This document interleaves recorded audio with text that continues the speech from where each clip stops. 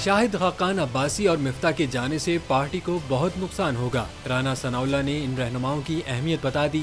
मुस्लिम league नून के रहनुमा राना सनाउल्लाह ने एक निजी चैनल को इंटरव्यू के दौरान बताया कि नून लीगी रहनुमाओं शाहिद खाकान अब्बासी और मिफ्ता इस्माइल के पार्टी छोड़ने से पार्टी को बहुत नुकसान होगा। उनका कहना था कि ये दोनों रहनुमा मेरे साथ पार्टी मीटिंग्स में होते थे और एक सियासी वर्कर में जिन खुसूसियात का होना कीमती सरमाया समझा जाता है, उसमें बेबाक होना, बाकिरदार होना, इसके अलावा वो बात करना जानता हो और इख्तिलाफ करने की जुर्रत रखता हो।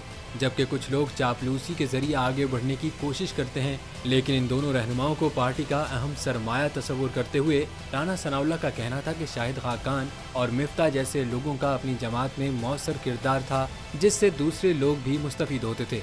लेकिन उनकी नई जमात बनाने से उन लोगों की आवाज़ कम हो जाएगी, जिससे न सिर्फ उन लोगों को नुकसान होगा बल्कि पार्टी को भी नुकसान होगा।